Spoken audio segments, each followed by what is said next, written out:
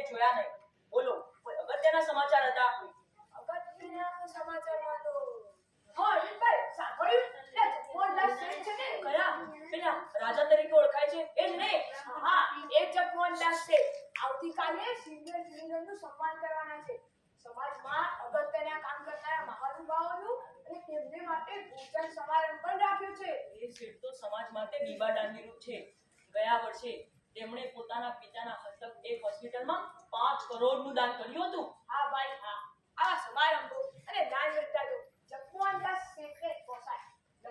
લક્ષ્મી દેવીએ બે હાથેથી તેમના પર કૃપા વરસાવી છે. કિરણભાઈ, તમે જગમોહનદાસ શેઠને ખૂબ નજીકથી ઓળખો છો કે શું? અરે ના ભાઈ ના, એવું નથી, પણ તેમના વિશે ઘણી વાતો સાંભળી છે.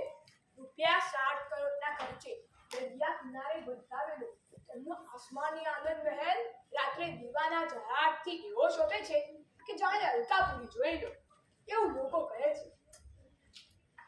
એકાદાને જોવા જવું જોઈએ, ખરું ને? આ તમારા મજાકિયા સ્વભાવ પ્રમાણે તમને કંઈક આવું જ સૂઝવાનું હતું. પણ શેઠ તો ખૂબ દયાળુ અને સંસ્કારી માણસ છે. કોઈ પણ મુશ્કેલીનો માર્યો તેમના પાસે મદદ માંગવા જાય તો તેઓ કોઈ દિવસ તેને પાછો ન કાઢે. કોઈના કોઈ રીતે તે તેને મદદ કરે જ. એમના વિશે એવું મેં પણ સાંભળ્યું છે. અરે આપણે જેની વાતો કરી રહ્યા છે એ શેઠ સામેથી આવતા દેખાય છે ને? હા હા, એ શેઠ છે, પણ તે ચાલતા શા માટે આવે છે? તેમના પાસે તો 6 મોટર ગાડીઓ છે. અજય કોઈ કારણ, કદાચ એમની ગાડી બગડી ગઈ હોય અને બીજી ગાડીઓ કામમાં હોય. બરાબર છે તેમાં તમારી વાત કિરણભાઈ. સારું, આવજો, ફરી મળીએ.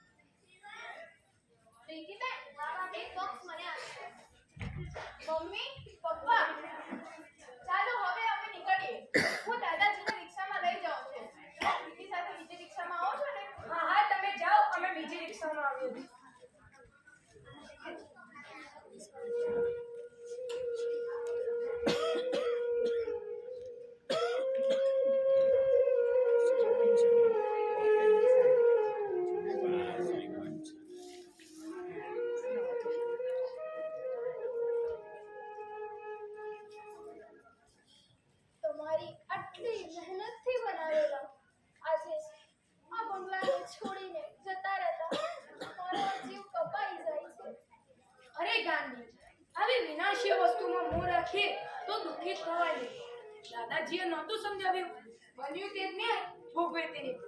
અત્યારે આપણા પાલકોમાં ઉદય આવ્યા છે અને પુણ્ય પડવાનું તો માં દુઃખી થવાની જરૂર નથી. ધરતી માતા આ બંગલામાં રહેવા આવનાર માણસોને સુખ શાંતિ આપશે. ચાલ હવે બાળકો રાહ જોતા.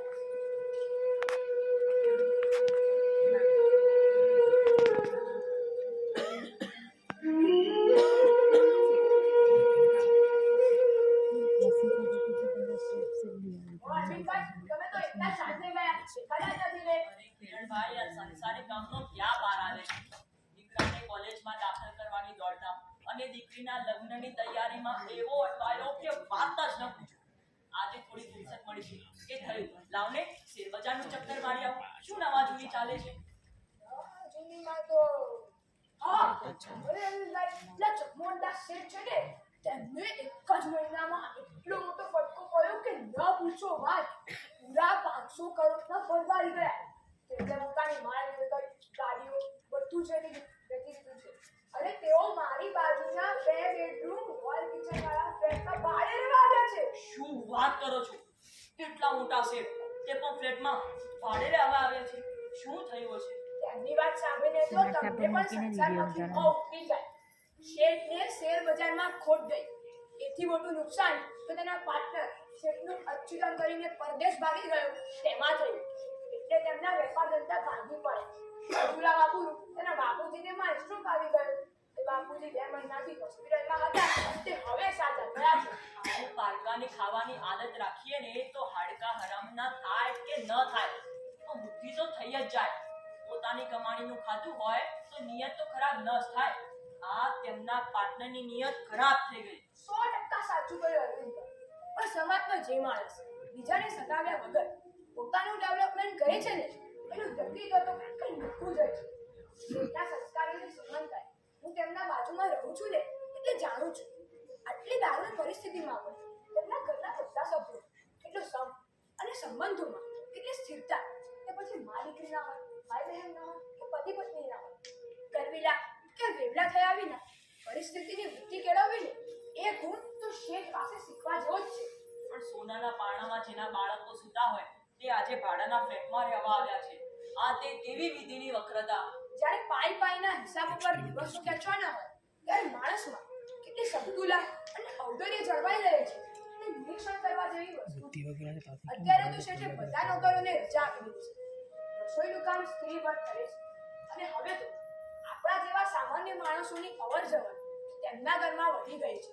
મારી દીકરી દર્શના પણ તેમની દીકરી પ્રીતિની બહેનપણી બની ગઈ છે. દર્શનાએ તેમના સંસ્કારોની જે વાત કરીને ચાલો તે હું તમને કહું.